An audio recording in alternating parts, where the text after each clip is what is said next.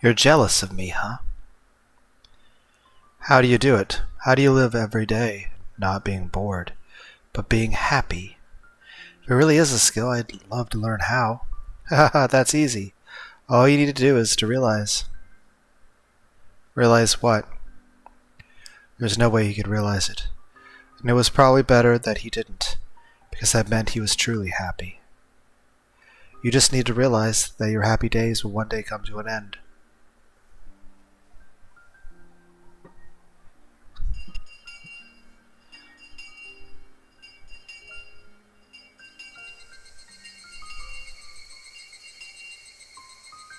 The three of us walked home from school like we always did. Mi-chan said goodbye to us at the corner of the street, where she took her separate way home. She walked away, waving, but I chased after her. Mi-chan! Eh? What? Mi-chan apparently thought she dropped something, and she looked around to see what she dropped.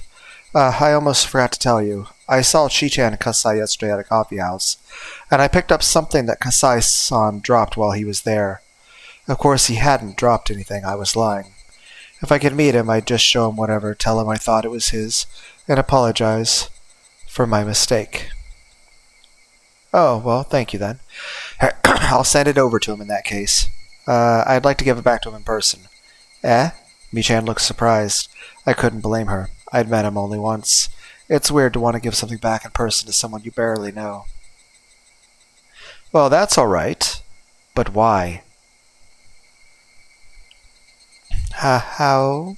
He had this cute beard and these cute sunglasses. I'm so crazy about cute things. How? Could I fudge my true intentions with my cute mode? I tried it anyway. Mi-chan usually takes words at their face value, and indeed she seemed to buy it. Ha ha ha. Please don't pull out his beard and take it home with you. So do you think I can meet him? Well, I have no idea if he's busy or not. I'll ask him when he's coming to Hinamizawa next. I need to know when as soon as possible, of course. I wasn't going to say I wanted to meet with him today, but at least tomorrow or the day after tomorrow. What are you guys doing?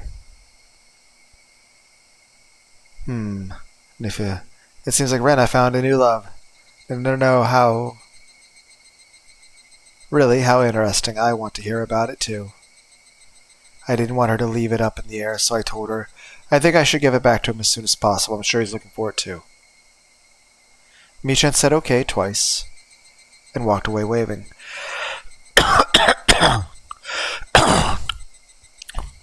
I hadn't yet thought about how I was going to ask for help when I would meet him. He seems to be in a higher position than Rina-san, her partner. If he agreed to help me, it would be very encouraging. But there's a possibility to tell me he didn't want to interfere in other people's private matters. He could just say the whole thing was another love triangle between a father, his daughter, and his lover. Bye, Rena. See you tomorrow. Yeah, see you tomorrow. I said goodbye to Keiichi-kun and walked home alone. After Keiichi-kun was gone, everything went quiet, and my head became clear. What I needed at that moment was quiet time to think about what I should do from then on. I shouldn't depend on Kasai-san to solve my problem. He'd most likely decline my request, so I have to think about some alternatives. It's probably better that I just do that. A love triangle between a father, his daughter, and his lover, those words bothered me, because I've seen an unhappy triangle like that before. That sort of thing had happened to Satoshi-kun. Satoshi-kun experienced it last year. He fought for his sister in a triangle of his aunt. It was the same situation as mine. I'm trying to protect my father. Satoshi-kun fought alone. Nobody helped him. All I did for him was give him my sympathy and compassion. I didn't think I could do anything more than that. I felt sorry for him, but I didn't really help him out. Irresponsibly, I tried to cheer him up, and I probably told him something that I thought would make him feel better, but that hurt him instead. I recently realized how much I hurt him with my insensitivity because Kiichi just hurt me the same way. I'm going down the same path Satoshi-kun went last year. I feel like I'm experiencing deja vu, an unusual repetition. What that mean? That I'd be the one who gets demoned away this year? I should be okay. I wasn't thinking about running away from Hinamizawa. Was I? I wasn't thinking about running away from Hinamizawa, but I've thought about running away from my home many times. That's why I made a place I could escape to in the garbage dump. That dump happened to be in Hinamizawa, but what if it wasn't? Running there would be the same thing as running away from Hinamizawa. I shouldn't think like that. Oyashiro-sama will get mad at me. Oyashiro-sama is really scary. I saw flickering lights in my head.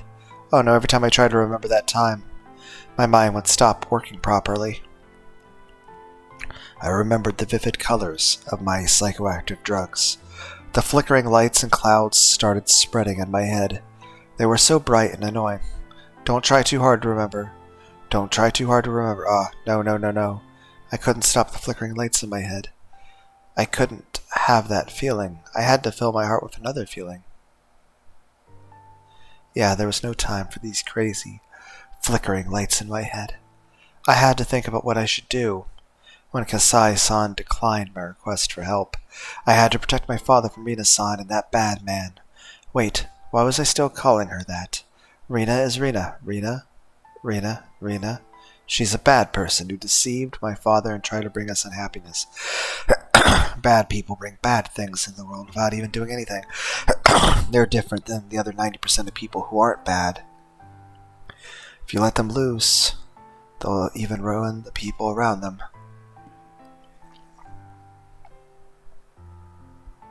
When you have one bad tangerine in a box, it spreads its fungus to the other tangerines around it. That's what bad people are like. I couldn't remember how Satoshi-kun resolved his triangle last year. But I could still see the flickering lights in my head. They're still flickering. They're still flickering. They're still flickering. They're still flickering. They're still flickering. They're still flickering. Just as a swirl of flickering lights were making me dizzy, I saw my house. I also saw Rina-san's scooter parked by the side of the gate. The moment I saw the bike, the flickering lights disappeared, and I regained control of myself. Rina-san spent the night last night. She told me she had to work today in the evening, so she would be leaving soon. But I didn't want to be around her even for a little while until she left. I said, "I'm home," real loud, rushed to the house, and pretended that my friends were waiting outside and rushed out of the house. But Rina-san stopped me. "Hey, Rina-chan, you're home." Hello. This was the first time I thought Rina-san's smile was ugly. It only stood to reason. I had realized the scheme she was hiding behind that smile. "Your father and I went to Gogoro for lunch today. There's a restaurant there that makes delicious Indian curry." My father poked his head out of the living room and he says, "I want to go there again next time we go. I really like that curry." I wonder if he meant with me next time or with me and her. Anyway, I hate it when Rina-san says "your father." "We bought you some curry." "Home from the restaurant? Try it later. It's very good. Have you heard of that restaurant, Rina-chan?" I did know the restaurant she was talking about. I saw it in a magazine. It's a new restaurant that just opened recently. I also remember that it was an expensive restaurant. The amount of money they spent on take-home curry alone must have been enough to cover the cost of all of our dinners for several nights.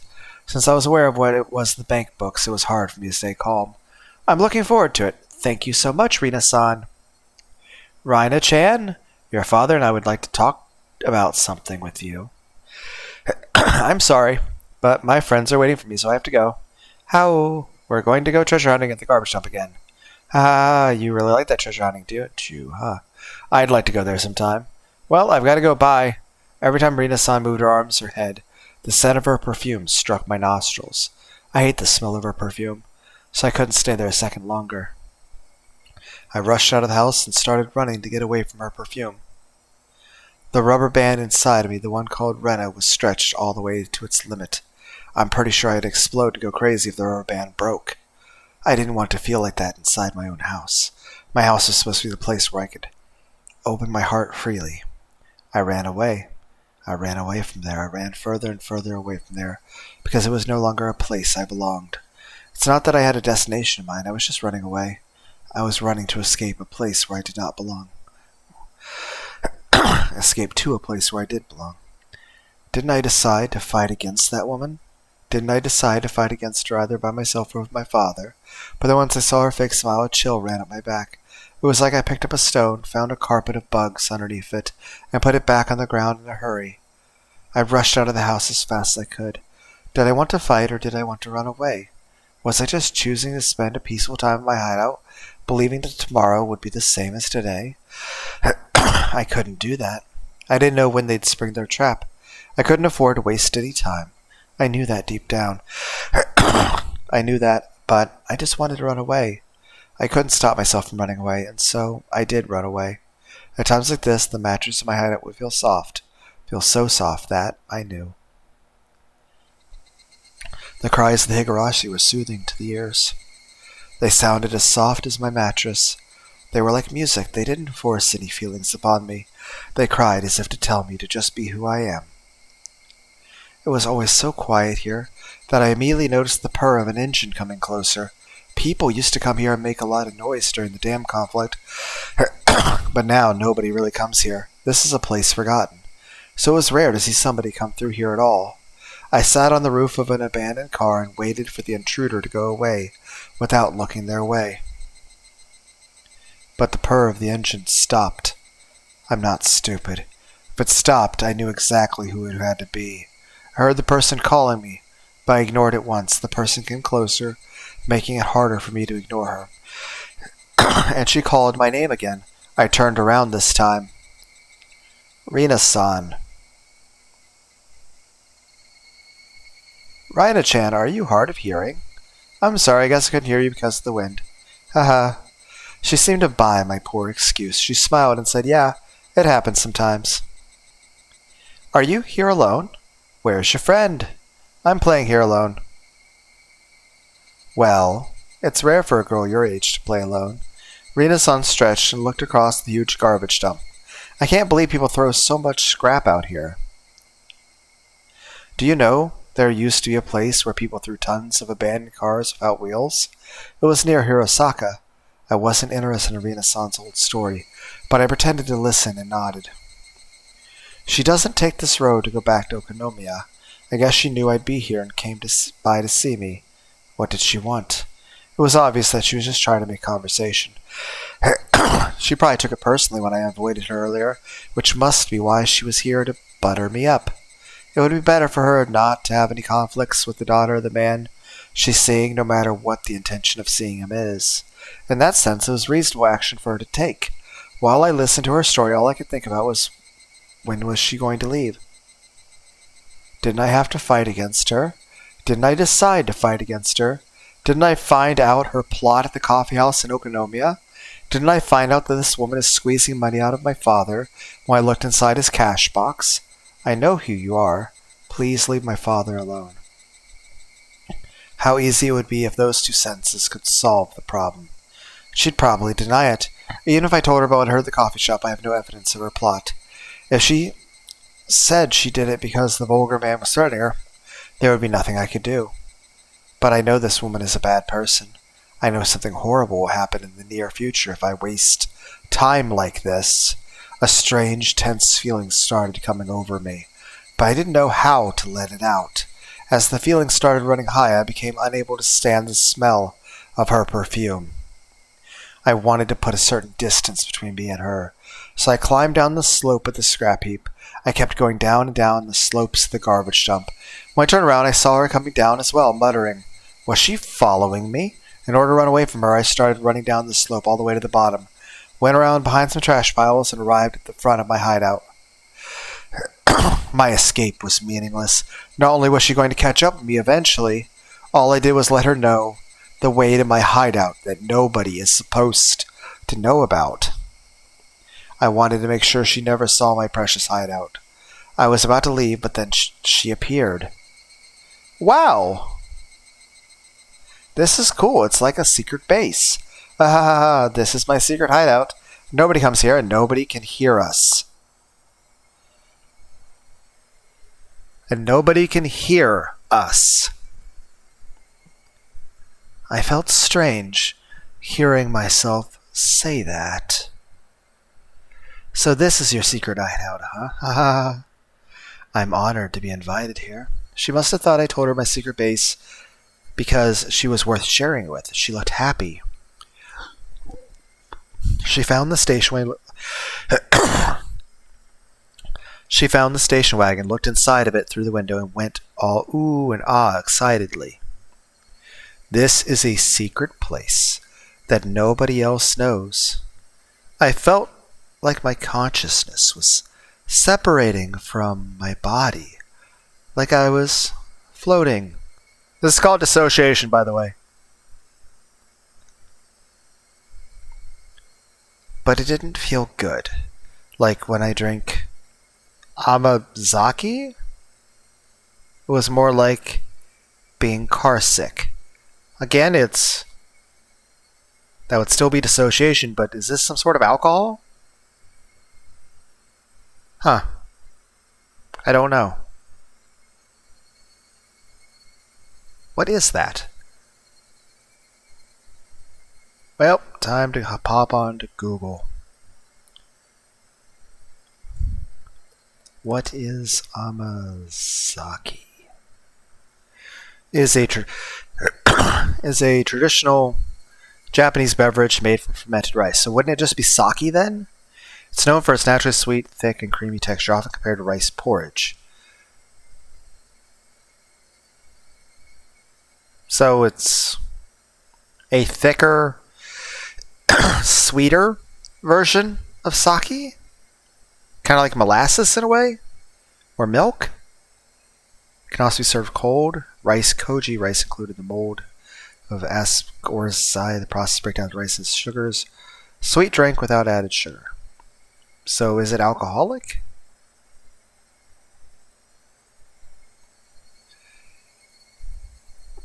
Some people might think that it's alcoholic, but it's not. It's a brewing process meant. So a method koji used to turn steamed rice into cookers, sugar like it's done in the sake process. So I'm okay, kind of confused, but okay.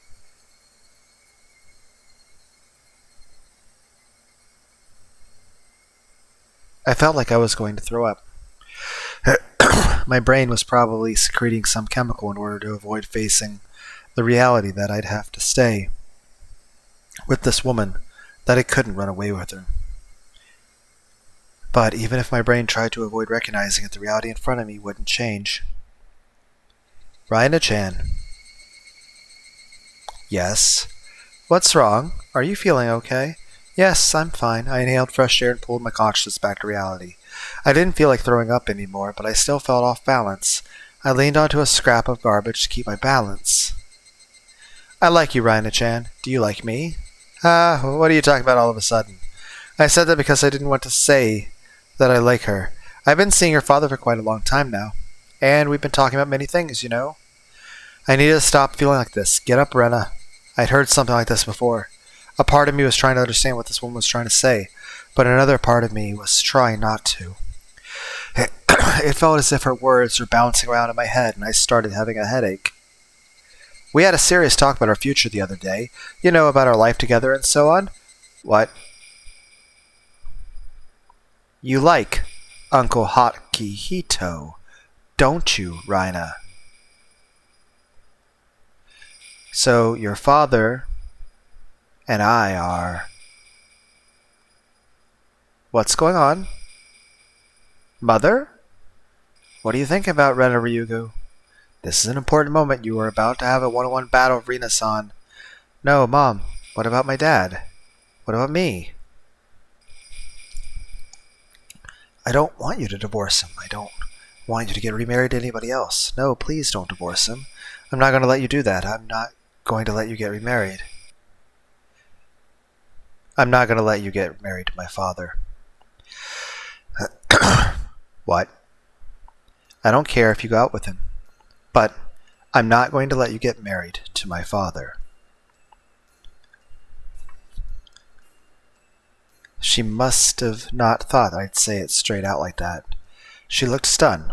After all, she broke the silence with her laughter. Ha! Ha ha ha ha! I thought you might reject me, but I didn't think you'd say it straight out like that.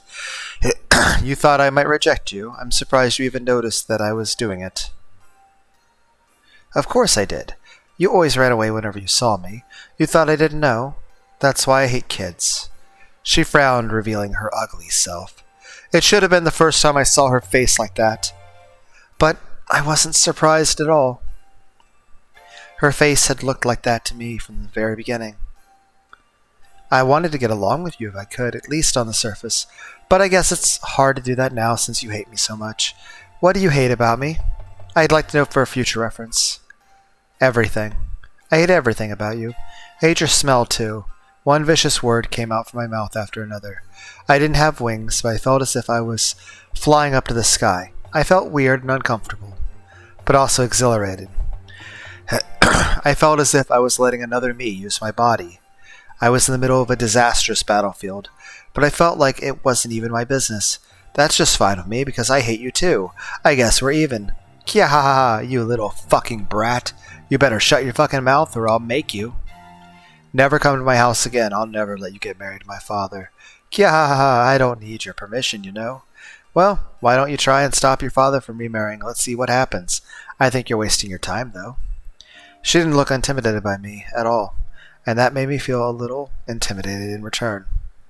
Why was she so confident about her absolute control over my father? She had to have more than confidence to be able to act as fearless as this. She must have had something tangible.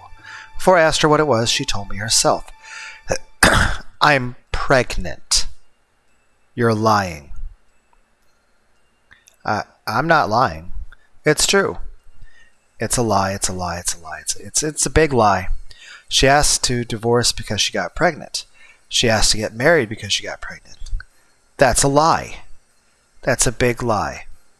Now, I'm pretty sure her mom did get pregnant, Rena. And I'm pretty sure she's probably... Oh, I didn't mean to click anything. Did I read everything? Yep. I'm a Christian, so I can't get an abortion. He'll just have to accept it. Plus, we had sex with marriage in mind. He made me pregnant. If he changes his mind and takes no responsibility, it's going to be a big mess, you know? That was your plan, wasn't it? It's probably... If she is pregnant, it's probably Tepe Hojo's. I overheard it. I heard the conversation you had with that man Ted-chan at the coffee house. I know you started seeing my father for his money. I know you call him your husband in Hinamizawa. I know he's just a big catch for you. I know everything because I heard it from Kasai-san. I know you do Badger games, too. Oh, you knew? Well, well, well. Before I knew it, Rena was standing right in front of me. We glared at each other, our faces almost touching. So, Rina-chan, you know everything, and what do you think you're going to do? Don't come near my father ever again. What if I refuse? You wanted to talk to me at your secret hideout, right? I kind of knew what you wanted to talk to me about. You brought me to your secret hideout where nobody knows and nobody can hear us, right? Yeah, you're right. Nobody knows about this place, and nobody can hear us here. Nobody comes here because it's a place forgotten. Our faces were so close to each other that our noses could almost touch. I knew what I was talking about, but I didn't know what would happen next. I couldn't back down now that I'd come to this point. But I didn't know what to do. I didn't know what I should do. Kya, come on, let's not do this. Let's be friends again. Rena started laughing and slapped me on the back. My expression didn't change, and I kept staring at Rena, but I didn't notice her real intention of putting both of her arms around my neck. The tension broke already stretched thin, and Rena squeezed my neck hard. At least in this version of things, when we kill Rina-chan, it's not murder. Because you're literally attempting to kill us. So, it's literally a situation where, especially given this circumstance,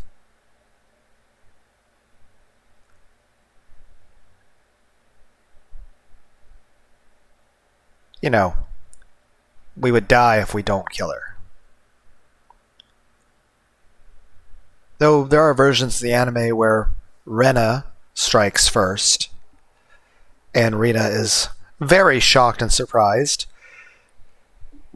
and terrified and tries to run away.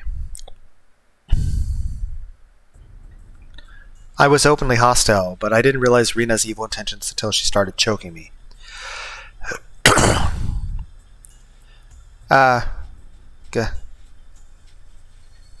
You little brat. I'm so close to getting millions of yen. If you at least pretended to get along with me, I would have given you a good allowance. But you just can't keep your fucking mouth shut, can you? You got some fucking nerve. A brat like you should die. I tried to pry her hands off my neck, but I didn't have the strength to do so. Ugh. I didn't want to kill you. But I'll probably never get as big a catch as your father again, so I don't mind killing you for millions of yen. I was going to disappear after I got that money anyway. This is what you get for talking back to me. The world around me got darker and darker. I had never known an evil intention like this, namely, the intention to kill me. It didn't scare me, though. That's because being scared is a feeling that people use to express how they feel when they see wildfare on the other side of a river.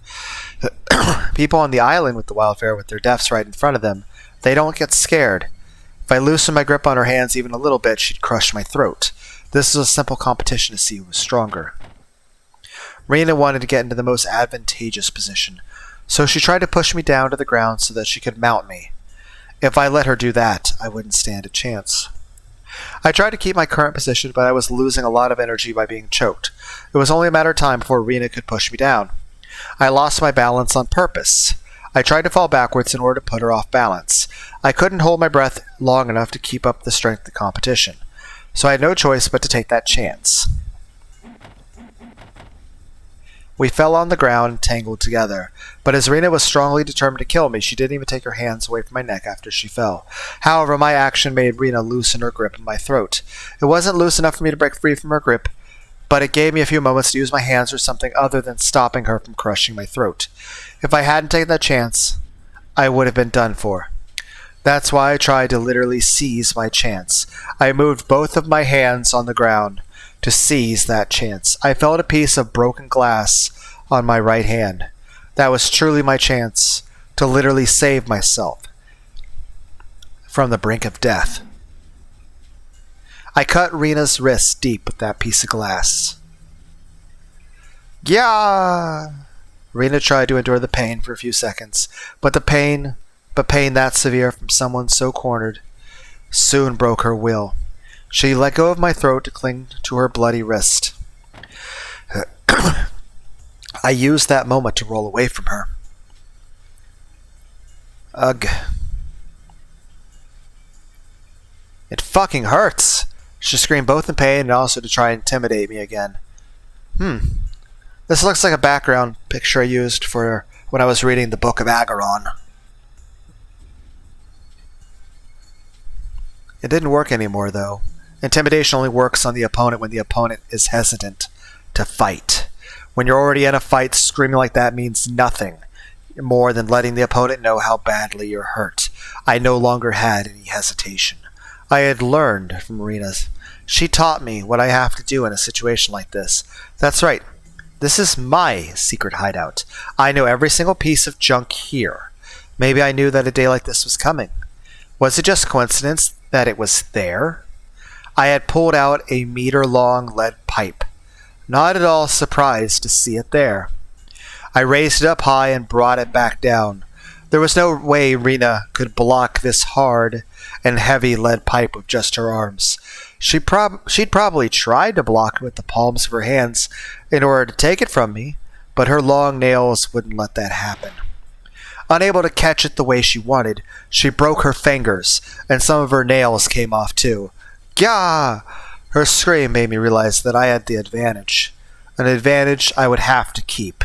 If I didn't, she'd turn the tables just like I did, and then she'd choke me to death for sure. Gah! Ugh! Stop! Stop it! Wait! Rina shielded her head with her arms, but it didn't help. All that would change is that I'd break her arms before I broke her face. I'm serious. Stop it right now. Ugh. Yeah, I'm serious too. Die. Die. Die. You should die. Yeah, that's right. I should have done this a long time ago. I didn't need proof. I didn't have to talk to anybody. That's stupid. That's nonsense. I should have done this a long time ago. If I had done it a long time ago, my father wouldn't have been deceived. I could have protected him. I could have protected my family. I could have protected my life. I could have been myself. My mother wouldn't have divorced my father. I could have stayed happy. I wouldn't have had to be unhappy. I'm going to recapture my happiness. At this moment, I'm going to win back my happiness. I'm not going to cry for misfortune. I'm not going to give in to the fate of unhappiness. I'm going to be happy. I'm going to seize my happiness right now with my own 2 hands. Rena tried to run away from me, but as she no longer had the use of her hands, it made it difficult for her to stand up to escape, especially since there were scraps of junk everywhere on the ground. After all, this is my hideout. This is my territory. Nobody can run away from me here. She tried to climb up the slope of garbage, slipped, fell, and rolled all the way back down. She didn't stand up or move. Her eyes were open, and her neck was bent at an unnatural angle. She died from the fall? We didn't strangle her to death. We didn't bludgeon her to death with the pipe. And we didn't hack her to death with our axe machete thing. She just basically slipped on a banana peel and broke her neck. I mean, don't get me wrong, it's not like I feel bad that she died. And I wanted, the plan was at this point that I was gonna kill her, but I kind of feel blue-balled right now. Like, I'd have been cock-blocked by gravity. Like, I wanted to kill her. And like, imagine like Freddy Krueger or Jason Voorhees, but like every time they go to like stab somebody, they just like run away from them, trip on their own feet, and just hit their head on the curb of a sidewalk and die.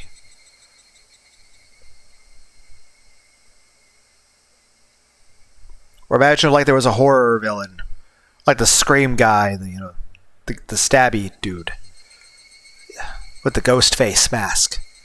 Like, what if every time he just tried to like stab anyone, they all just died of a heart attack or a stroke, and just had a seizure and passed out, and just were instantly dead?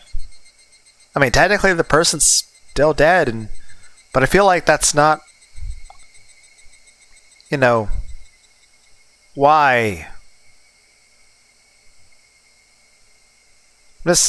I mean, she's dead, and at this point, one, we wanted to kill her, and two, even if we wanted to show mercy in this situation, we kind of like any words of "please spare my life" on Rena-san's part would simply be a deception, so that she can, like, she would definitely have the intention of murdering us at this point.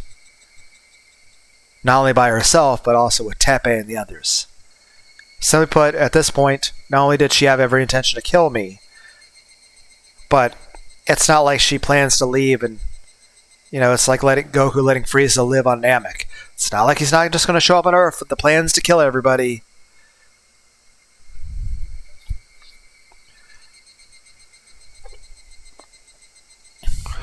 Though it does make me wonder, like, an alternative Dragon Ball Z story, where, like, when, like, Android 1718 first killed Dr. Gero, and then Krillin speaks up and says, "Hey, you guys don't have to go kill Goku or anything.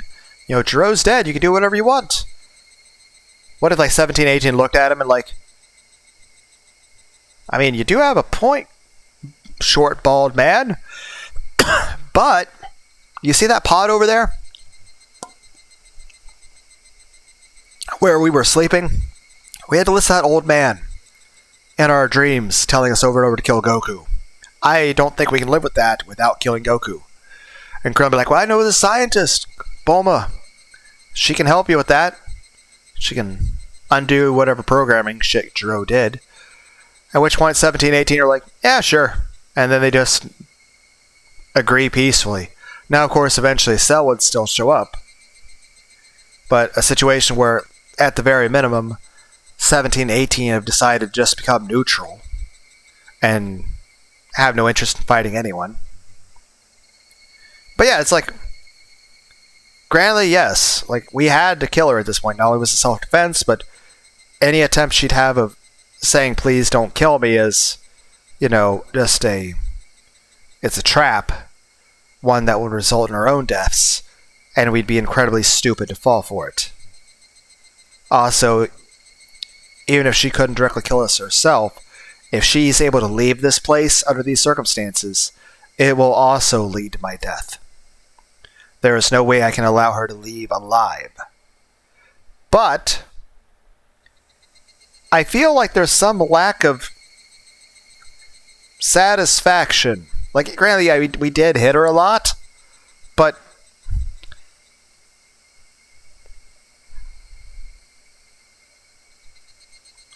it'd be like, imagine like you're playing Dark Souls or something online.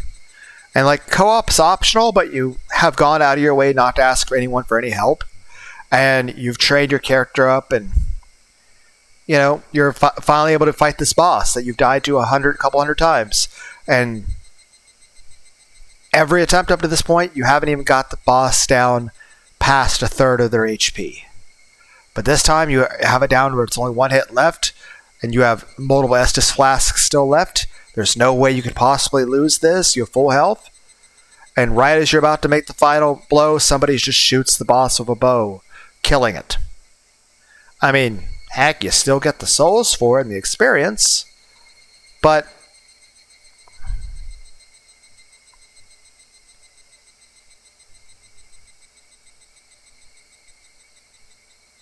and granted, there's alternate versions of the story where Rena attacks first, versions of it where she strangles Rena to death, versions where she hacks her up with a machete or an axe.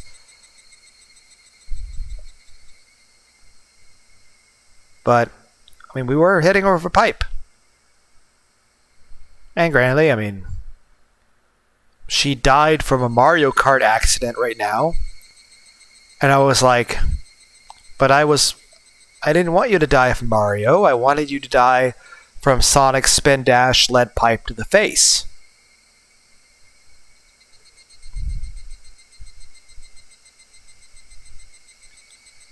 I didn't know how to make sure she was dead, so I kept looking at her opened eyes for a while.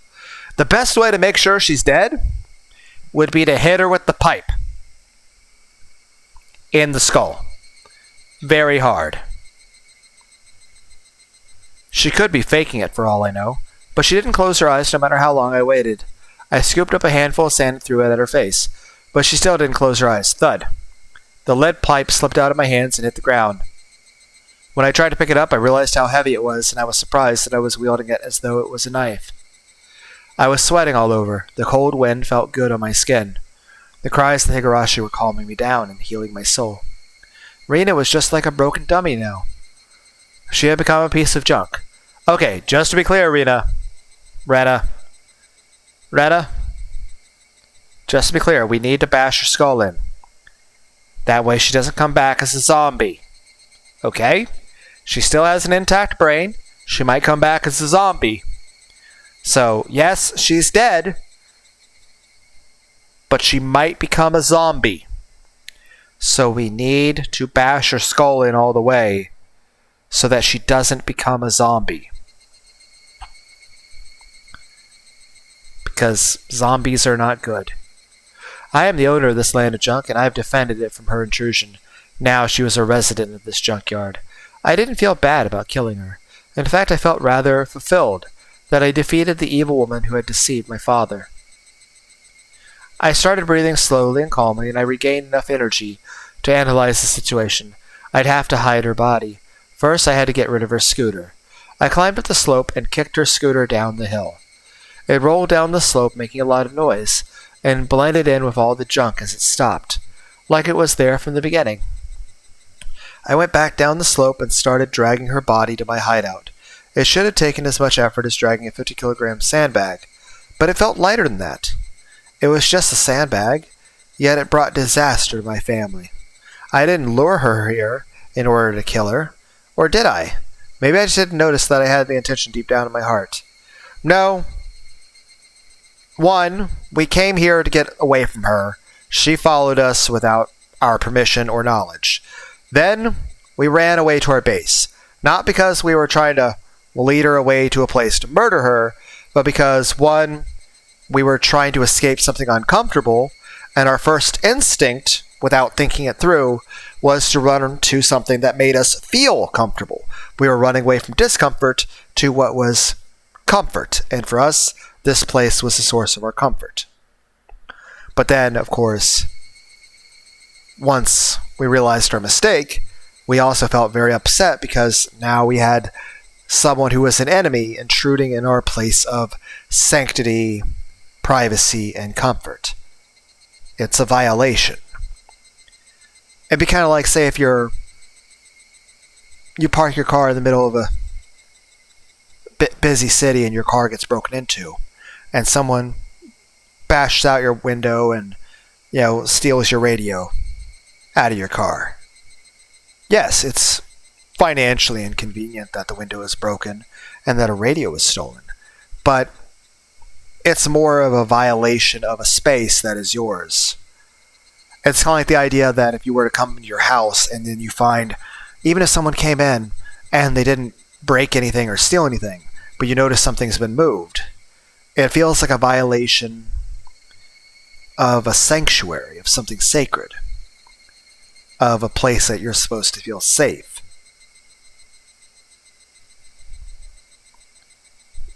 And even then, while we did, be openly hostile to her, we had no intention of killing her. We didn't make the first move, and we were legitimately caught off guard when she started choking us with the intention of not only killing us, but outwardly declaring it verbally that she was going to murder me.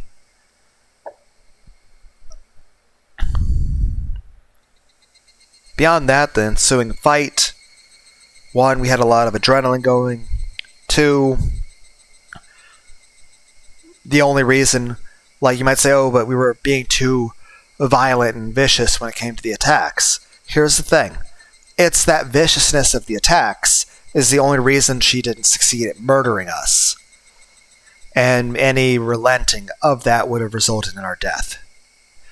And while we were going to kill her, no matter what, even if she fell unconscious and wasn't actually dead but just unconscious, or even crippled, and even begging for her life, at that point, we're not sparing her because we know under the circumstances, not only is it an issue of anger and vengeance and all that, but it's more importantly, it's just, in that circumstance, letting the person live, there's no way you're going to survive. It's going to lead to your own death. I mean, it's suppose kind of like, say, if you were to arrest a mass murderer, and the said mass murderer had every intention to continue killing, and they said, "Hey, could you please just let me out of the prison?" I mean, if you just suddenly let them out of the prison, what do you think they're going to do?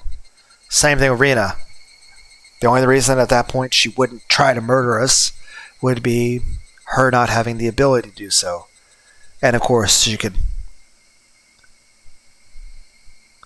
still be a threat physically, herself, to others, but also the thing with Tepe. So we put, 1, there's no way we could relent in fighting to kill, or else we would have died ourselves in the fight.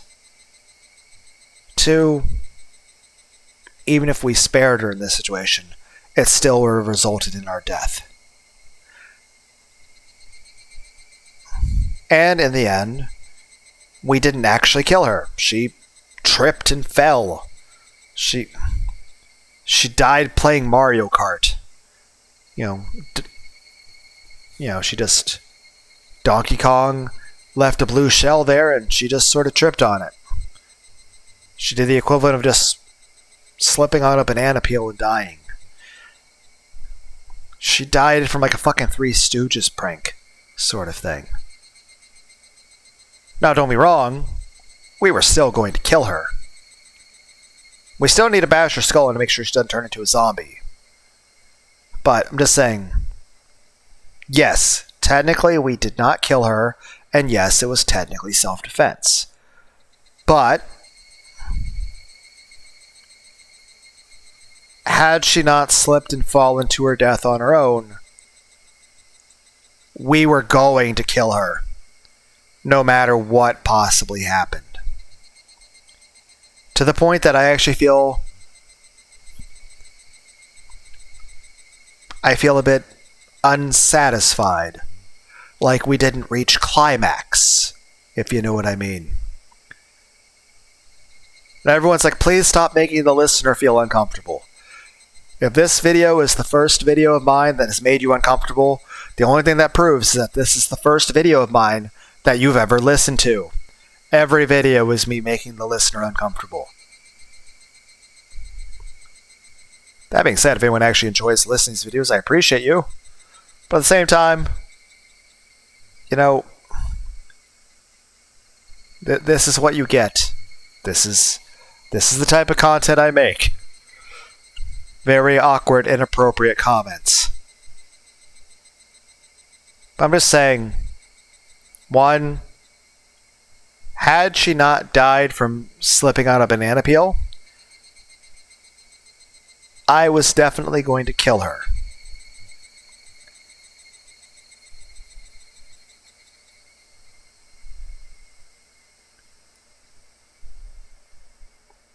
And the fact that we didn't basically bludgeon her the same way Teppei was by Kiichi in Chapter 3, to where he was like spasming every time we hit him in the skull with the bat, and then eventually he started spasming weaker and weaker, but you could still tell that he was still somewhat conscious and was actually able to feel and react to it.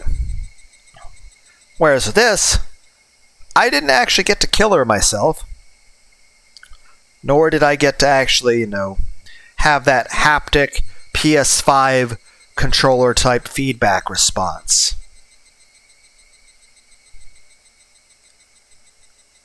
So, technically,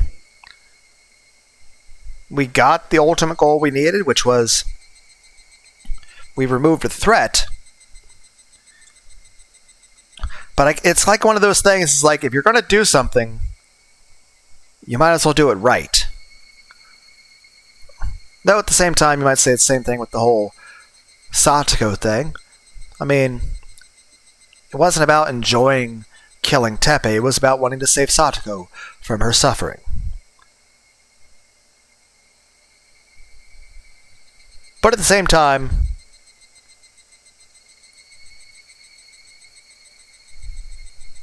I can't help but feel, between the adrenaline and everything else, I feel like if Rena were to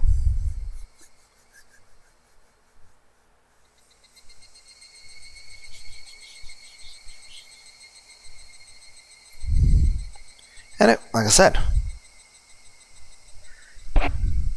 But yeah, in the end is this. There was no premeditation here.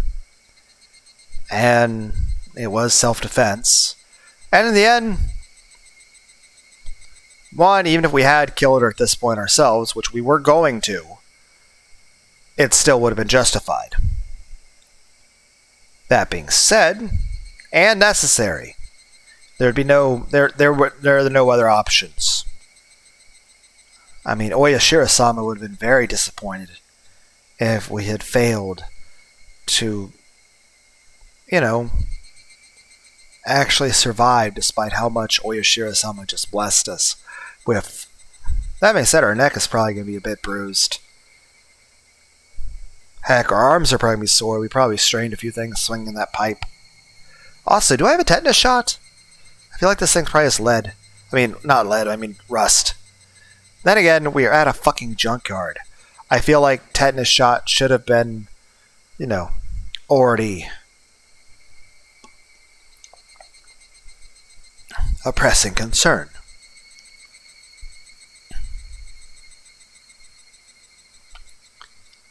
But, yeah.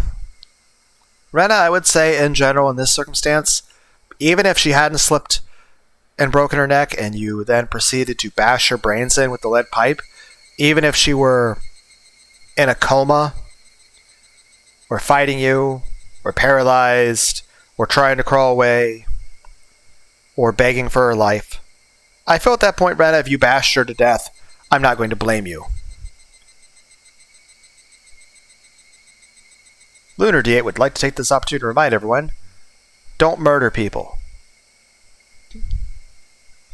But I would also say that in this circumstance, I would feel that Rena would be blameless, even if she had actually bashed Rena to death. Like if she had not broken her neck from that slip, and she then looked up like, say, no, Rena, don't. I mean, technically that's how one of the anime versions of it went.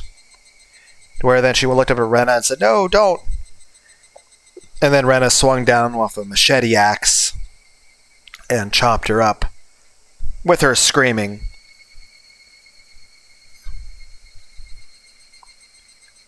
But, yeah. But even so, I felt like this was the best and most expedient solution. There was no better solution than killing her.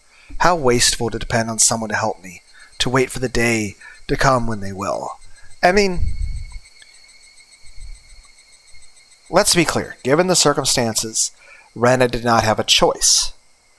And she did not premeditate this, and she didn't plan this, and it's not like she created the circumstance to do it. She was just trying to run away from the person, and then got cornered and attacked, and acted in self-defense. Beyond that, though,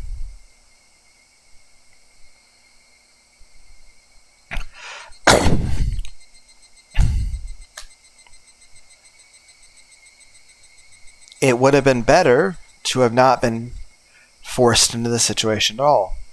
Like, yes, given the circumstances, Rena is not at fault. But it would have been much better to have been able to avoid the circumstance, which could have been done by just simply telling Kasai and Shion the moment at the coffee shop, instead of busting out the door. It has literally not even been 24 hours.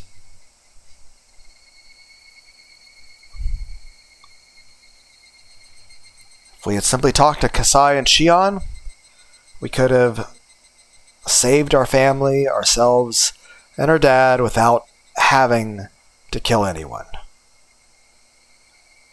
And while you're not at fault, Rena, and I don't think you should be blamed for this situation, I do feel that it is not good for your own psychological well-being that you had to do this.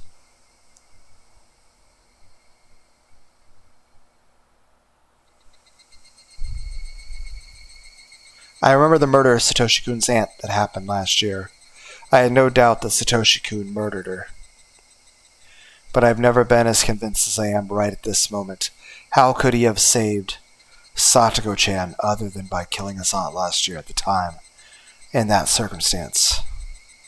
My situation was much the same as his. How could I have saved my father other than by killing her? You couldn't. I mean, aside from, I don't know, talking to your friends! You could have just talked to Shion and Kasai. Hell, you could have just insisted to go home with Mion and call up Shion and Kasai on the phone at Mion's. If you had done that, there would never have been a situation where you would have been forced into a circumstance to have to kill. And again, I do not blame you, Rena, and I still think that you are faultless and innocent in this regard. However, I'm not blaming you or thinking that you should face any sort of criminal penalty. But I am concerned, Rena, that having had to do something like this will cause psychological harm to your mental well-being. If I was planning a murder, I would have been under a lot of pressure and stress. But for better or worse, the moment came to me out of nowhere. That's true, Satoshi and Keiichi were under a shit ton of fucking stress, planning, how they were going to kill people. They were under so much fucking stress. Now, technically, Mion and Shion, when they did their kills, really didn't plan shit. They just did the stuff as it came by.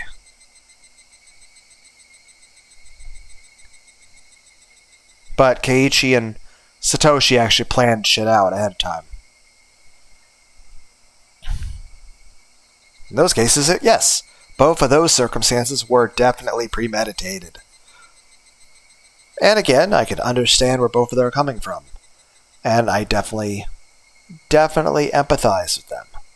And I feel that I can definitely understand, and I feel that any jury should, let them off the hook. Also, perhaps give them therapy at that point. But at the same time, I feel like a lot of people could have helped them before it got to that point. And again, I also feel Keiichi and Satoshi should have, talked to people. Like, if things are that... Like, here's the thing. It's one thing not to talk to people if you can choose to not go the route of violence. But at the same time, if things are bad enough to where you feel there's no other alternative other than to choose violence, then at that point, I feel like you absolutely must talk to somebody. So that way you can open up options that are non-violent, if possible. That's why I believe I solved my problem with as little trouble as possible. Now that she's gone, will anyone become suspicious about her disappearance? She was an irresponsible person who skipped work at her own convenience, so I didn't think anybody would get suspicious when she disappeared one day. But she was a big mess from the start.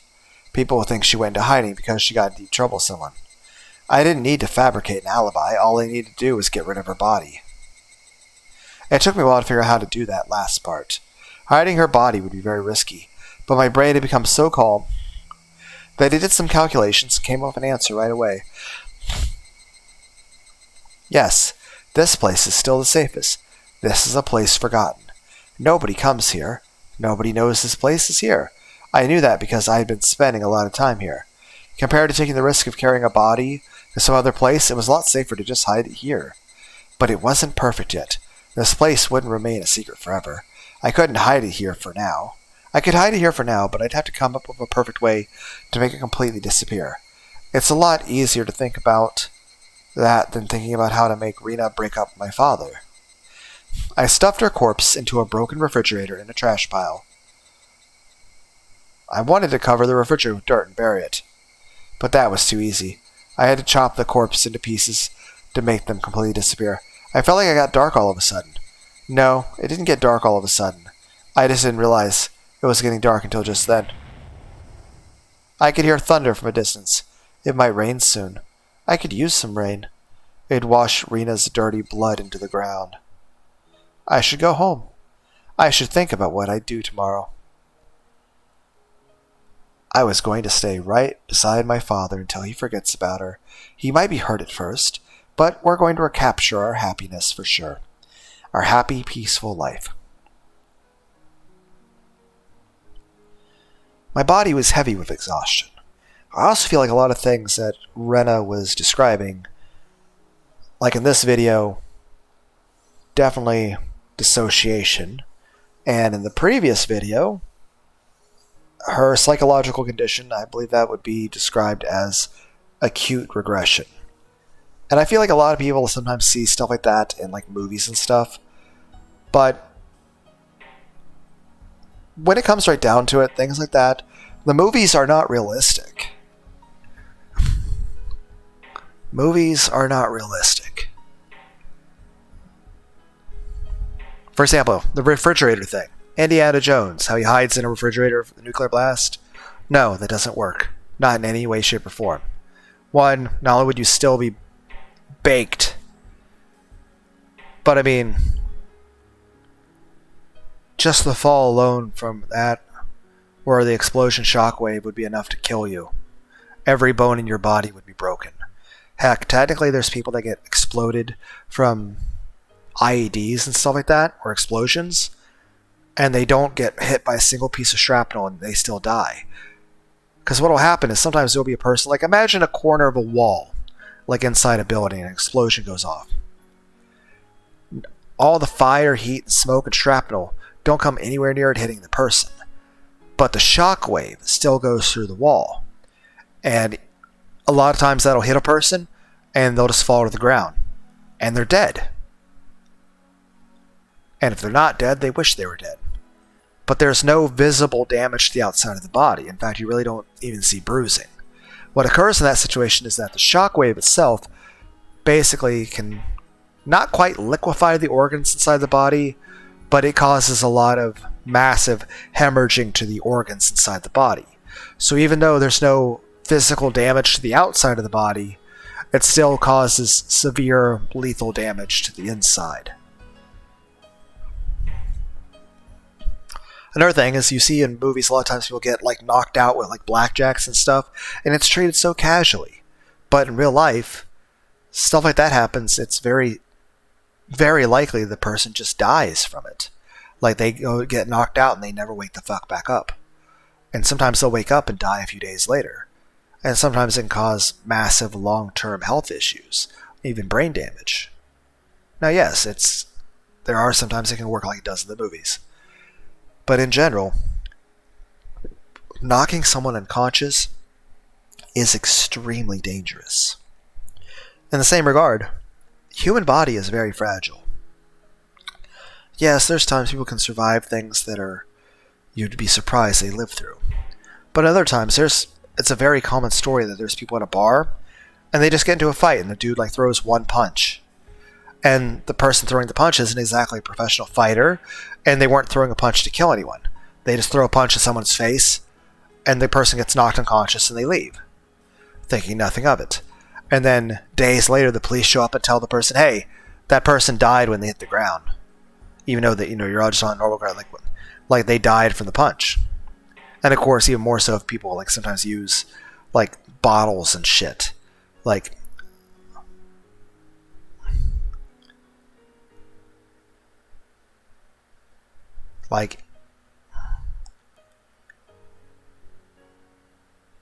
whether it be car accidents or fights or even a simple accident, human bodies can be killed very easily. So the main thing I'm trying to say with that is movies are not realistic. Same thing when it comes to any sort of mental health issue. Heck, a lot of times if you see people on like social media and stuff playing up mental health issues like it's some sort of fucking, I don't know, like a bingo card sort of thing or something like something to celebrate or some shit. Whereas I think a better way to view it is like it should be something to discuss, to be like, to have a better understanding of yourself and to just at least know yourself better. And to maybe understand other people's point of views and maybe learn stuff about yourself that you thought nothing of. Like, I don't remember exactly when I first started thinking that I might be autistic, but I think it was a couple years ago, but at the same time, it's just, you wind up having the way people describe certain things, you're like, that seems very familiar. But a lot of mental health issues, movies and sitcoms are not good representations. A lot of times they're over-dramatized for like entertainment purposes or shock value. A lot of mental health issues, heck, even things like schizophrenia, multiple personality stuff, or any mental health issue you can think about. Though those are the main ones that usually tend to be used in like, movies and stuff. Just because it seems to be the most clickbaity sort of thing. But that's not really how stuff works in real life. And even then, it's not the same from person to person. People have different personalities, and people have different ways in which things can be expressed. It's also why you should say that whether it be an online test or just reading a bunch of diagnoses, people shouldn't diagnose themselves. But at the same time, it'd be like, okay, here's a bunch of traits that seem like things are ADHD and autism. You're like, those seem very familiar. At which point, it's more so about an idea of just trying to understand yourself better as a person. It's not about an issue of, even trying to fix anything about yourself. Like, because seriously, if I do have autism or ADHD, then that's fine. There's nothing wrong with that. It's more so just having a better understanding of what kind of person I am. But I do feel like a lot of things, whether it be PTSD or trauma, dissociation, or acute regression, I feel like they're not the way they're displayed in movies. Like, acute regression is largely what Rena is doing a bit, mixed with something else called masking, which is something I saw a bit in the Escape from Velocity game in regards to autism, where a person hides symptoms of a mental health condition in order to be, more normal and more sociable and more functioning in society and just get along. And a lot of times people will even be masking or hiding mental health issues without even realizing they're doing it, especially if they've been doing so from a very young age. Same way, like, there's an over-dramatized version of, like, dissociation. Like, a lot of times what you see in movies and stuff is not very realistic of that. Now, of course, there's probably some people that have it to that extent, but again, I feel movies are a very inaccurate way of representing it. In the same way, like, technically, I would say Rena has acute regression in the way she behaves about, like, and again, part of acute regression is a bit of a masking thing. You're trying to throw a smile on and pretend to be normal and pretend to be happy, and it'd be like, have you ever had a panic attack and you just try to pretend that you're not having a panic attack? That sort of thing. Especially if you're good at it.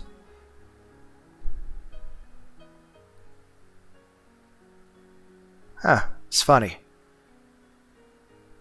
There's people out there that can fake emotions, but I can't do that. But I can hide emotions, so that if I'm really angry or really sad, I can just, push that down and not express it.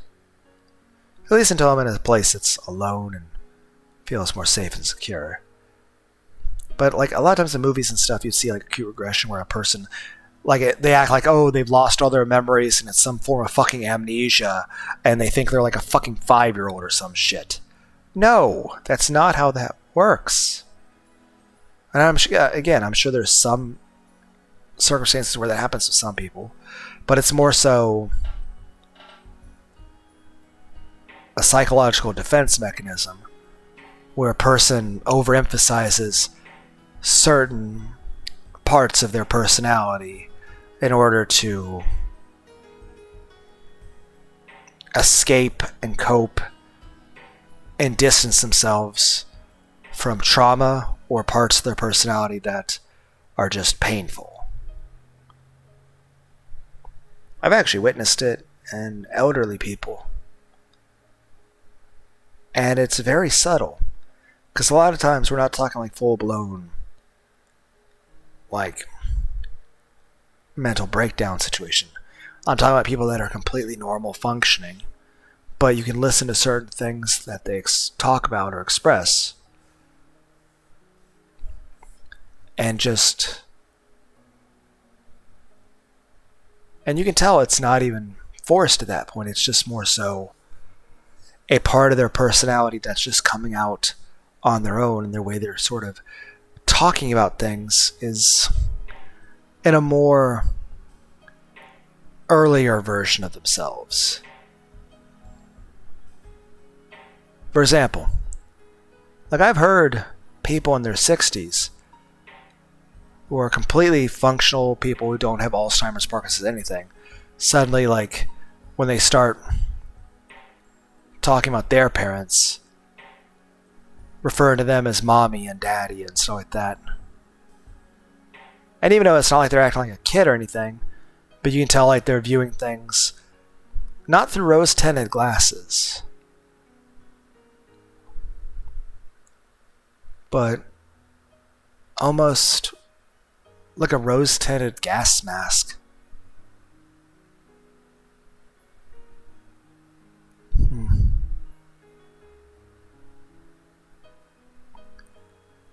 Because the main thing is this. It's not like Rena is stupid. It's not like Rena thinks of herself as a little fucking kid.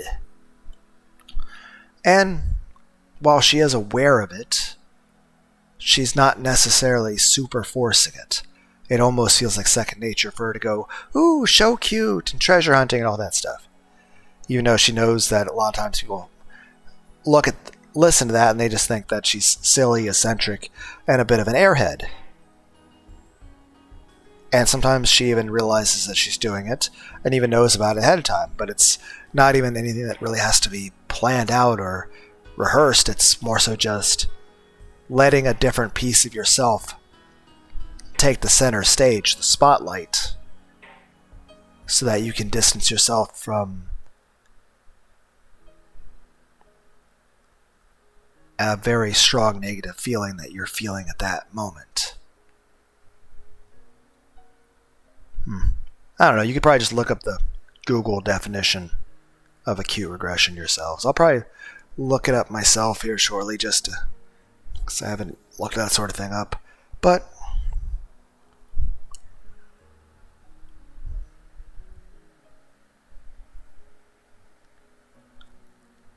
I think I'll type it in now.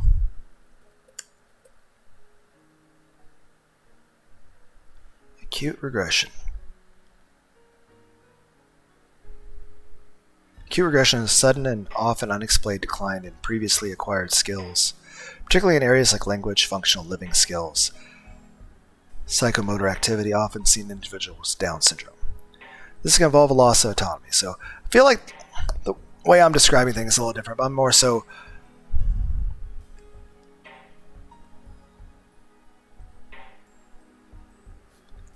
okay, I feel like what I'm describing is something different. This is more about loss of autonomy and daily skills, reduced speech, and motor function. I'm more so talking about a reaction due to psychological stress of a person just sort of becoming more disengaged from the world and themselves in a way where they wind up analyzing and viewing things in a different way than normal and overemphasizing non-relevant or related personality traits to overcompensate and escape from traumatic PTSD feelings. So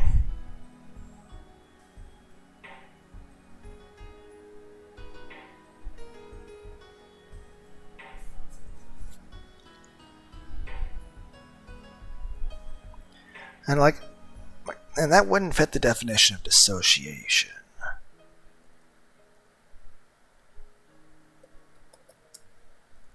Help if I type define correctly.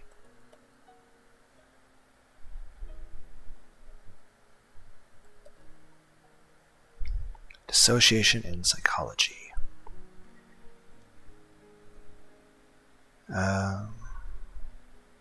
Psychology, dissociation, mental process where a person experiences disconnect from their thoughts, feelings, memories, or sense of self, involves disruption or integration of these cognitive and emotional experiences. Dissociation can manifest in various ways: depersonalization, feeling detached once with personal body and mind, kind of like what we were having just a moment ago with the description of Rena. Realization, experiencing the world around as unreal or distorted. Amnesia, losing memories or significant events or personal information. Identity, confusion, questioning, losing one's sense of who they are. Dissociation can be a normal response to traumatic, stressful events. However, when it becomes persistent, severe, and interferes with daily functioning, it may indicate a mental condition, dissociative disorder. What was I describing?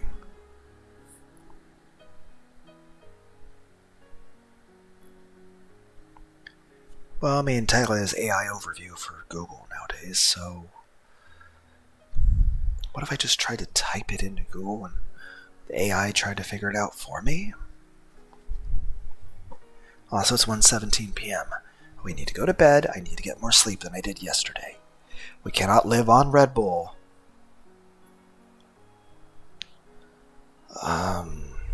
So how do I even word this? I fucking described it a moment ago, but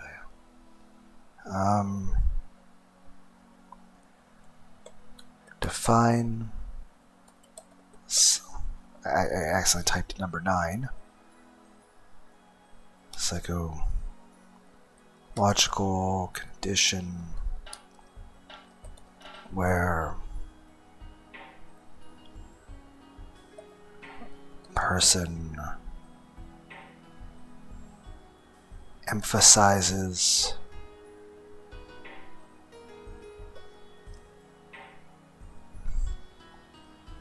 positive,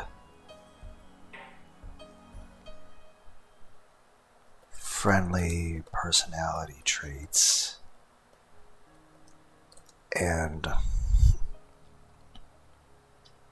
a younger version of themselves persona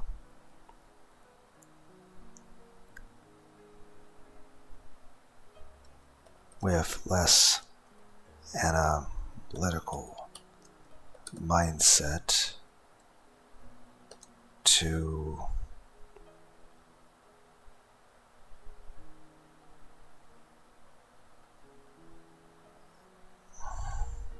escape emotional discomfort and negative feelings and PTSD and trauma.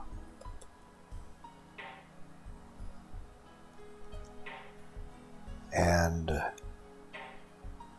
pretend they are okay. Enter. Let's see what the Google AI. Okay. This combination of traits and behaviors where a person emphasizes positive, friendly traits, escape traits and acts younger to escape emotional discomfort, negative feelings. Trauma is not necessarily a single recognized psychological condition with a formal diagnosis. However, it could be a manifestation of various defense mechanisms used to cope with trauma and distress. Here's a breakdown of potential mechanisms involved. Age regression. This is a defense mechanism where a person reverts to an earlier stage of development, thoughts, emotional behaviors to cope with stress. Trauma. This could explain emphasis on younger, less analytical persona. Dissociation involves disconnecting one's thoughts, memories, emotions, identity, often a way to cope with overwhelming distress. In this case, dissociation might manifest a person checking out or detaching emotional discomfort and negative feelings associated with trauma. Reaction formation. This defense mechanism involves replacing unacceptable feelings and impulses with their opposite, emphasizing positive. Reaction formation. Emphasizing positive and friendly traits might be a way to mask underlying negative emotions or discomfort related to trauma. Denial. Refusing to accept the reality of a situation or the presence of traumatic experiences can also be a defense mechanism. Pretending they are okay might be a form of denial to avoid confronting the pain of trauma and PTSD. Emotional dysregulation. Trauma, especially childhood trauma, can lead to difficulties in managing and responding to emotions. The intense emotions associated with trauma and PTSD may be difficult to control.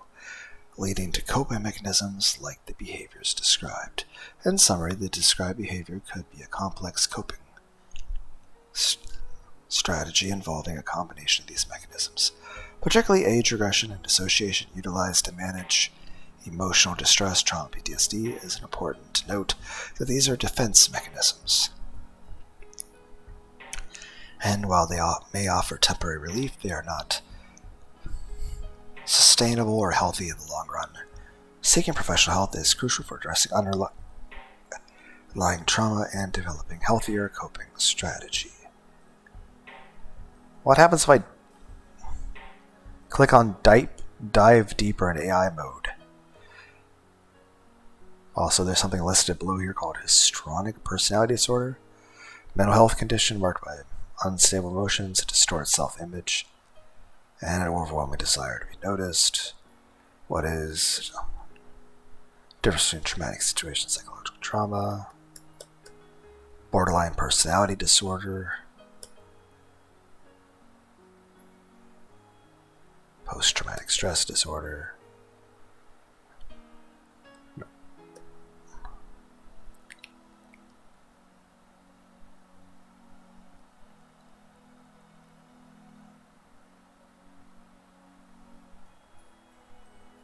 distinguishing PTSD, complex PTSD, and borderline personality disorder.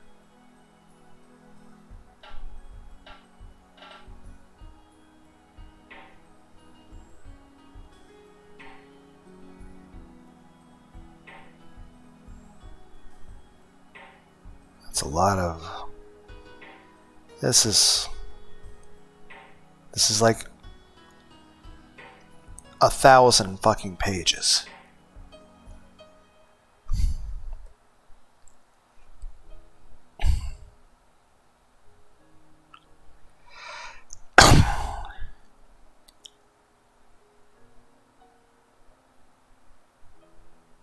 Post-traumatic avoidance behavior questionnaire. 25-item questionnaire to assess various post-traumatic avoidance behaviors. Items raised on a Likert type scale. Okay, almost never to almost always. Some yield score. Higher scores.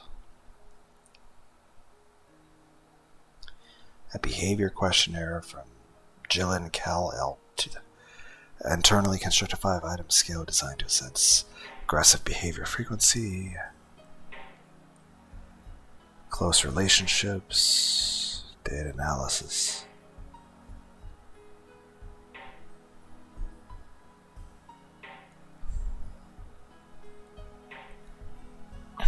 Structure clinical interview. First and Gimmed. What if I click on this? Click back.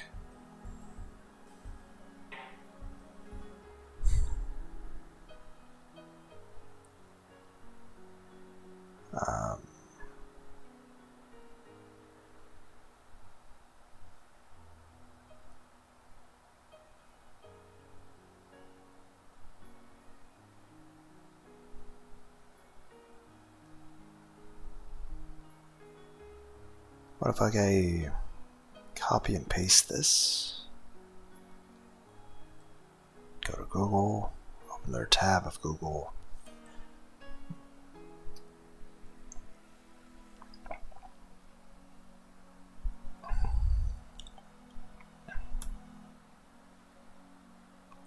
Enter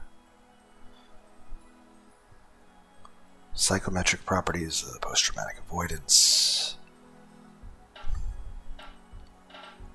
Avoidance behavior of producers, gain warrants.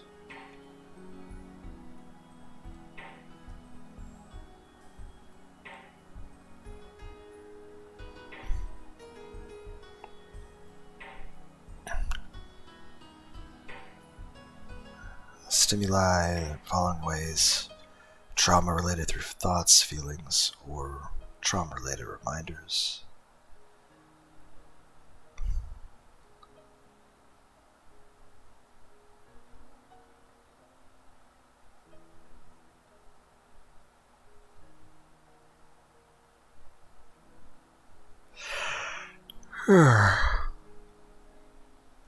Remember, it's past our bedtime, Lunar. We need to go to bed.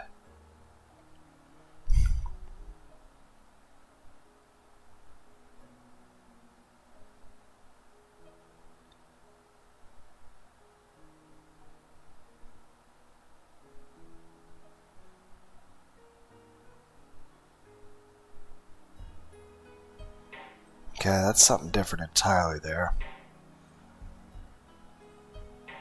Okay, at some point I think we just sort of got off track here.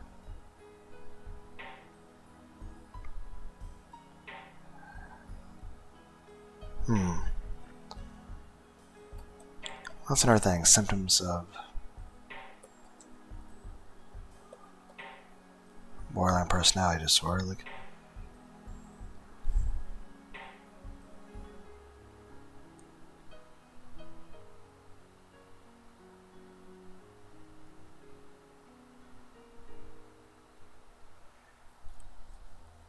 symptoms.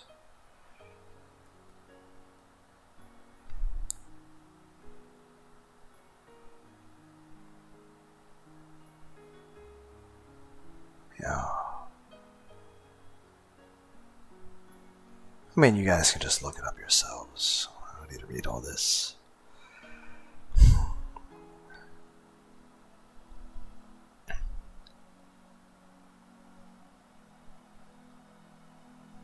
Requires medical diagnosis. Symptoms include emotional instability, feelings of worthlessness, insecurity, impulsivity, impaired social relationships, antisocial behavior, compulsive behavior, hostility, impulsivity, irritability, risk-taking behaviors, self-destructive behaviors, self-harm, self-isolation, social isolation, lack of restraint, anger, anxiety, general discontent, guilt, loneliness, mood swings, sadness, depression, distorted self-image,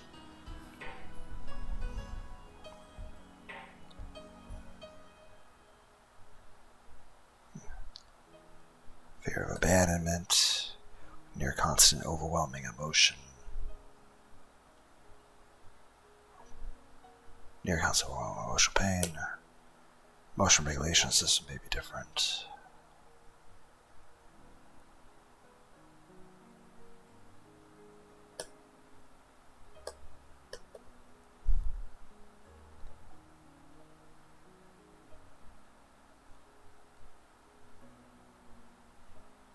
I don't know. I think we're being too analytical about a story about people with fucking brainworms and ghosts.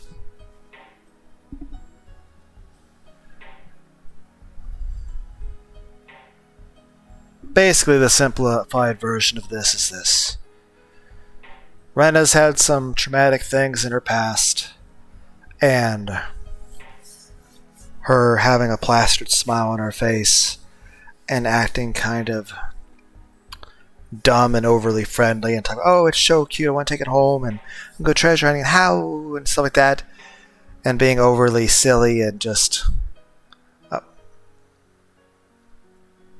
disarming, and is a coping mechanism for her own stress and coping with and avoiding things that are too emotionally painful for her.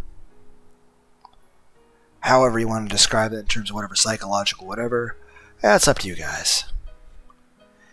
My body was heavy with exhaustion. I feel you there, Rena. But I also felt fulfilled because I took a very important first step today. I'll keep taking one step after another. I'm not going to cry anymore. I'm not going to cry until I win back my happiness. I'm not going to cry again.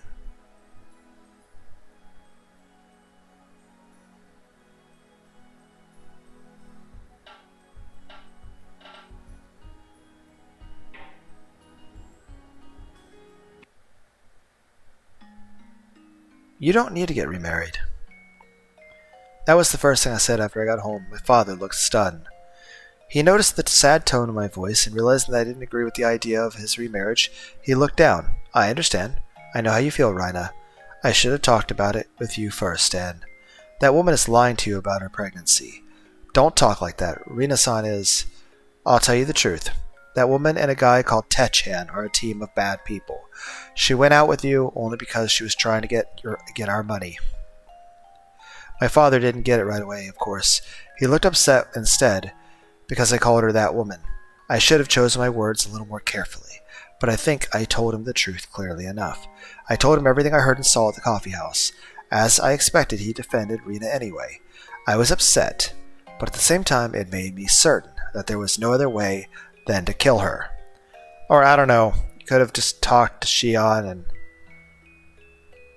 Kasai at the coffee shop. But again, I feel that you're blameless in the situation, Rena, because you weren't trying to murder her. You didn't lure her out there to kill her. You didn't premeditate anything. And she did try to murder you first. And even though we were going to kill her ourselves, and I still think you would have been blameless in that situation, she did also slip on a banana peel and die, so. I felt the pressure on my shoulders lessen for some reason. My father thought he needed my approval for his remarriage, so I held back his anger and put a fake smile on his face instead. Hey, Rina, let's sit down with a cup of tea and talk. I'm sure you'll understand once you hear me out.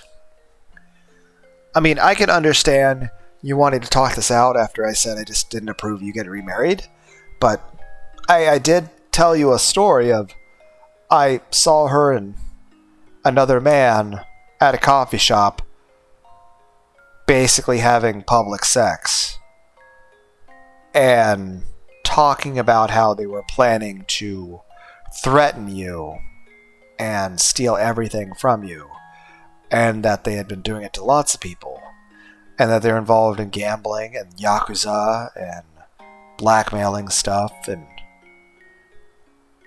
she's fucking another dude. If she was pregnant, she was probably pregnant with his child, and that she's a generally vulgar individual. She also did try to murder me earlier. And provided that her corpse doesn't suddenly become a zombie,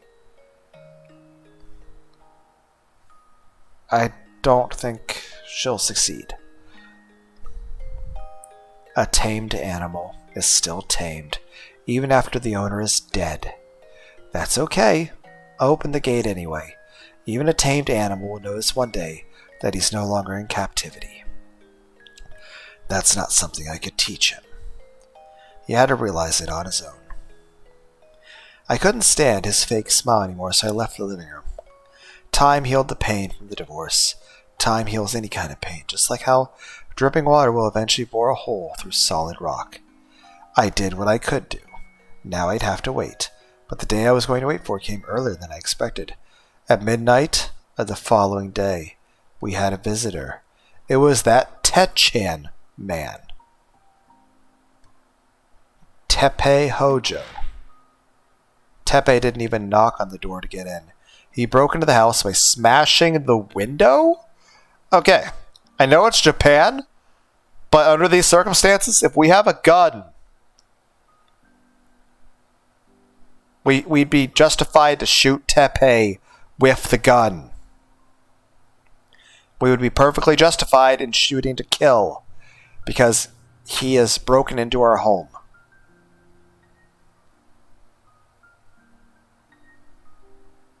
Heck, you know who else would have lived if they had a gun? Batman's parents. If Batman's parents had a fucking gun, they wouldn't have died. You know what's another word for them having a gun? Prep time. At first I thought he came here to ask us about Rena's whereabouts, but I was wrong. The real reason why Teppei came here was because it was their plan. It was the last stage of their Badger game. Okay, so we only... And you said midnight of the following day. So literally, the shit was going to hit the fan the next day anyway.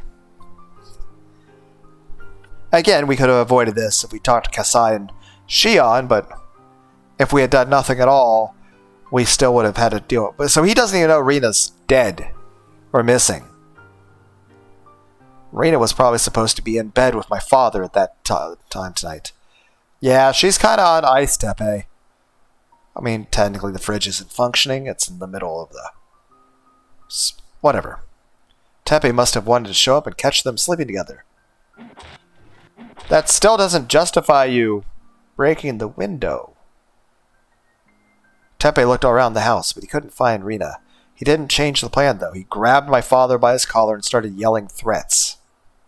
He showed my father a certificate of marriage to Rina and shouted him, saying, "You got my wife pregnant. How are you going to take responsibility?" My father had no idea she was married. He looked shocked. "How is that his fault? She's the one who lied." My father is a short guy who's faint of heart. He just let Teppei do and say whatever he wanted from the beginning to end. You know what would have changed that? Your father having a gun? I looked at them from a distance coldly. The more Teppei yelled and threatened my father, the faster he'd wake up from this bad dream. And also it tells him, hey, remember I said there was a guy called Teppei Hojo Techan who was with Rina? You know, it proves what I was saying. Also, Teppei kind of makes you look like a bit of a bitch.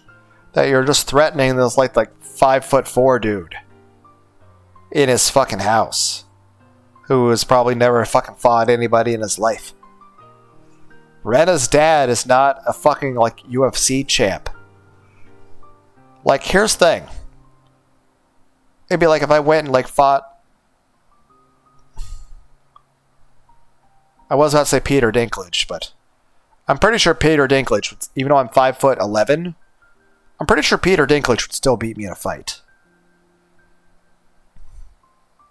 Or am I just being overly awed about the trailer I saw about some called Toxic Avenger, where Peter Dinklage is going around like decapitating people with a giant like,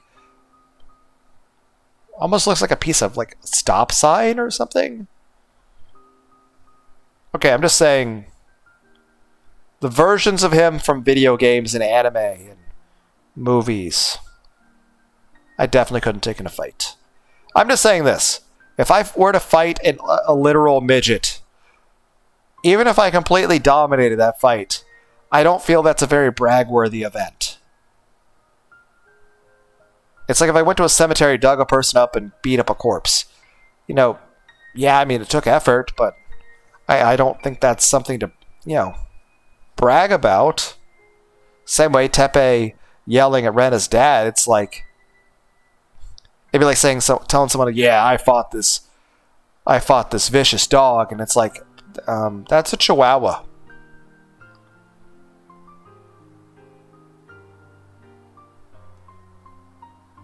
This was a medicine for him. Teppei was cutting out the cancer that I was going to depend on time to do, and he was doing a great job of it. I waited to help my father until I was sure that he had finally awakened from his bad dream. I told Teppei that I had something very important to tell him and took him outside. So, what do you want? Has Rina-san come back to Okonomiya since yesterday? As a matter of fact, she's hiding somewhere. What? I don't get it. Rina-san told me to take you to her when you came to my house. Huh? The fuck is Ritsuko thinking? Okay, Teppei followed me without hesitation. Probably because he doesn't think, Rena's a physical threat to him.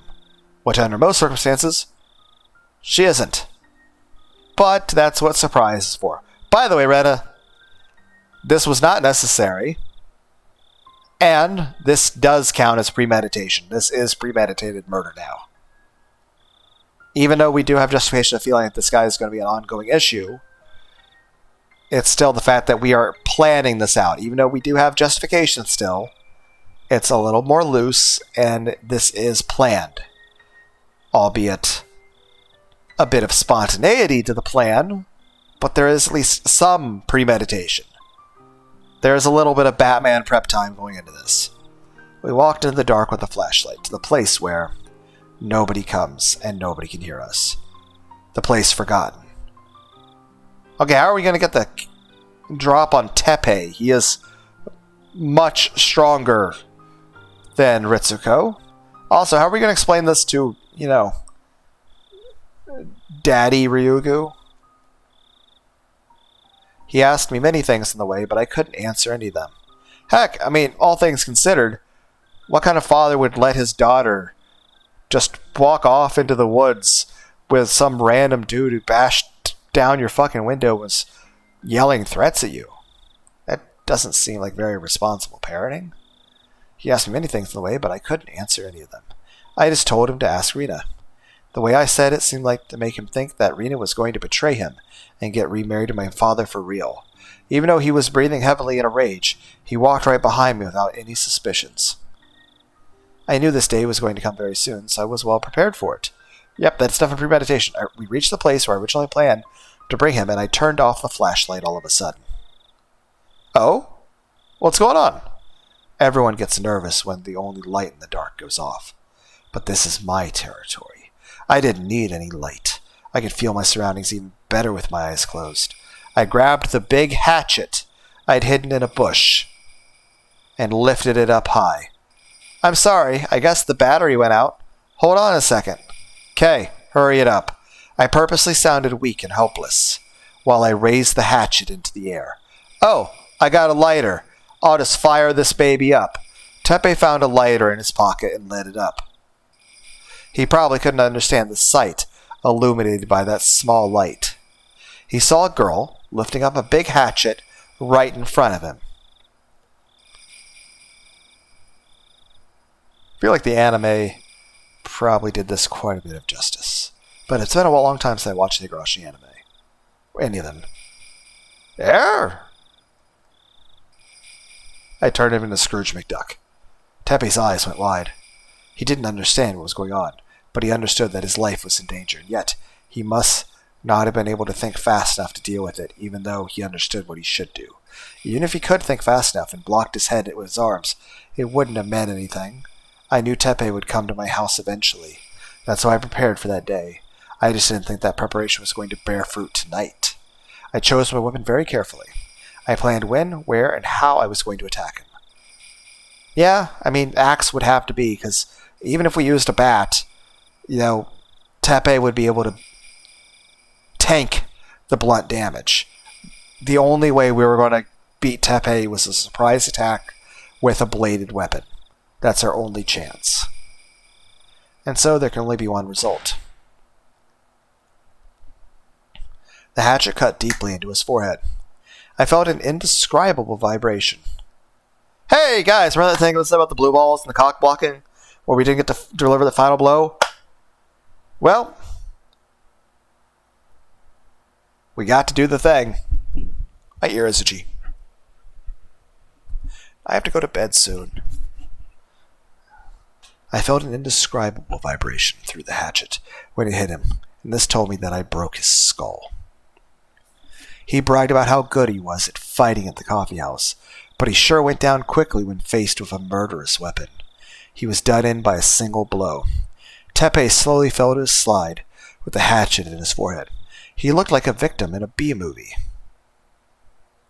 I killed this big guy with just one hatchet.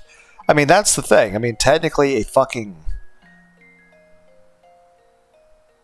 like a very, very short, weak person. Like, I'm pretty sure Peter Dinklage with an axe could beat Mike Tyson. Because even though Mike Tyson's like one of the greatest boxers to ever live, it doesn't matter how strong you are, and it doesn't really matter how weak your opponent is. If they're able to hit you with a bladed weapon, or hit you right with a blunt object to your head, it's still going to kill you. Heck, it's kind of the idea, like, even if you're like a huge 400-pound muscular dude, I mean, you can still get the flu, or COVID, or stomach virus or something. You can still get in a car accident. I mean, even if you're the strongest, healthiest person in the world, it doesn't take much to take you out. A bullet to the brain, a hatchet to the brain, kill everyone equally.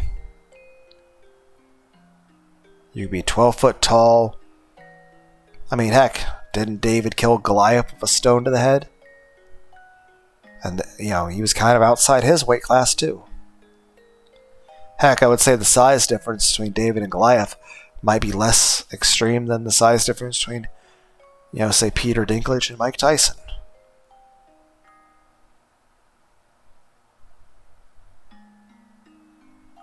And like I said, well, Mike Tyson is the greatest boxer who ever lived, and could probably, bicep curl 2 Peter Dinklages on each arm. You have like Peter Dinklage like pulls out like a fucking crossbow and shoots Mike Tyson with a bow, or you just have like if you have Wee Man from fucking Jackass with an AK-47. Physical strength differences mean nothing. You guys remember the Jackass movies? Like Steve-O and Bam Margera and Johnny Knoxville.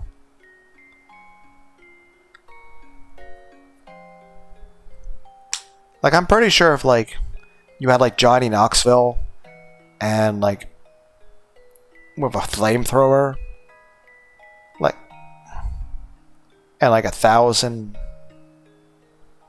random enemy combatants that all were unarmed, even if every one of them was trained in hand-to-hand combat, I'm pretty sure Johnny Knoxville with a flamethrower wins the fight. I killed this big guy with just one hatchet. Heck, it'd be kind of like imagine you're a crippled old man in a wheelchair. And you have 5 men with bats going to try to beat you to death. And they're all like in their 20s. They're athletic and bodybuilders. Well, if the crippled old elderly man in a wheelchair has a gun, he wins. I killed this big guy with just one hatchet. He was probably quite experienced in the world of violence, but I was better than him when it came to killing. It's kind of like descriptions of like the Nagisa character from Assassination Classroom. He's not an expert fighter or a soldier, but he's gifted in the skill of assassination. Because assassinations are different than winning a fucking UFC fight. After all, when it comes to the realm of fighting to kill, why would you want a fair fight? Same thing in a war. If your country's going to go to war with another country, why on earth would you want it to be fair? You want your side to win. At that point, fairness is actually incredibly stupid.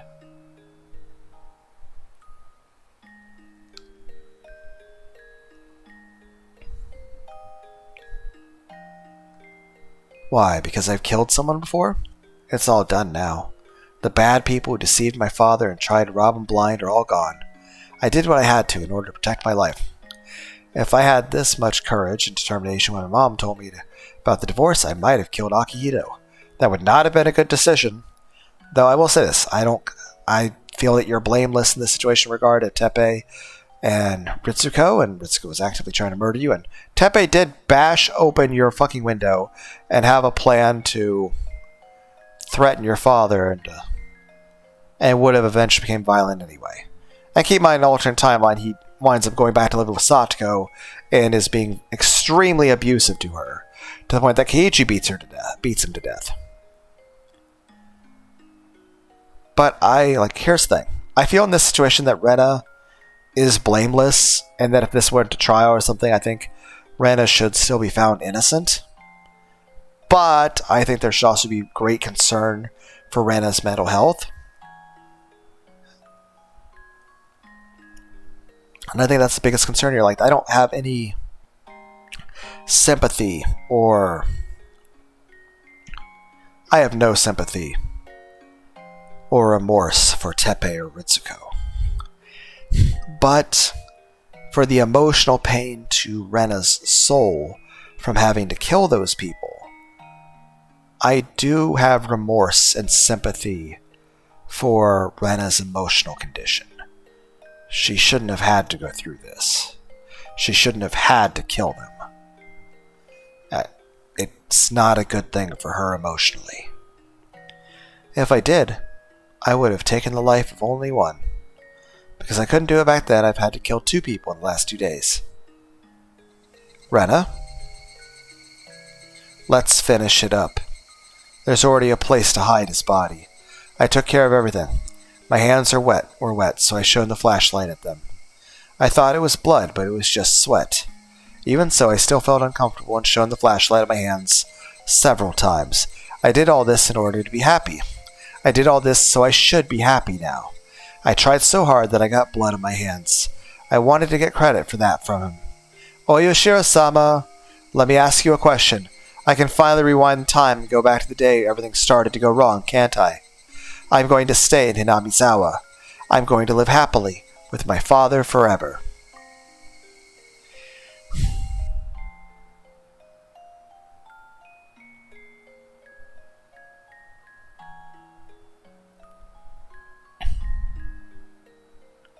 That's Keiichi's house, Mion's house, the school.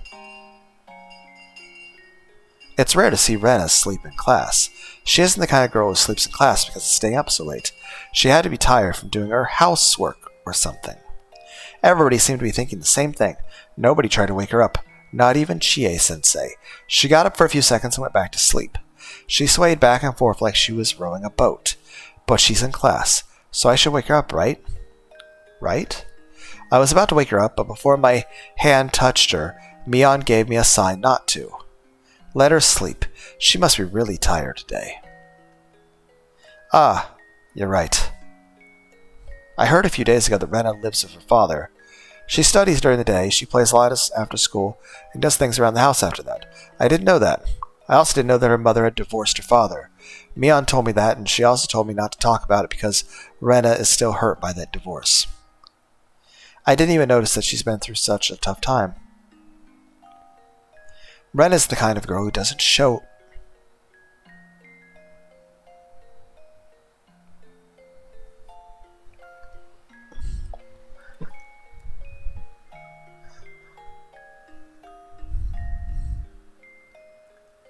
Rena's the kind of person who doesn't show their pain to others.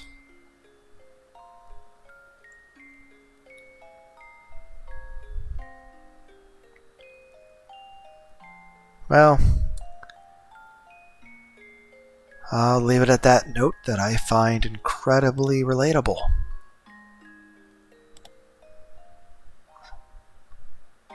Well, we'll leave the game off as the characters in the video game are starting to talk about the IRL Lunar character playing the game, and not the video game character Rena. It is 1:54 p.m.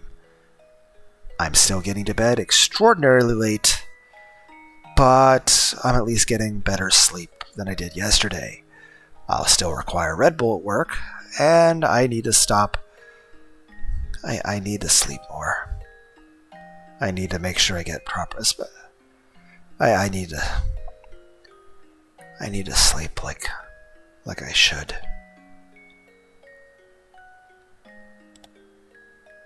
But yeah, I'll talk to you guys again one day. Good night. And I know I'm very awkward and unprofessional and very perhaps uncomfortable to listen to at times. That's not going to get better. But I just wanted to say thank you to anyone who's sat there and listened to this. And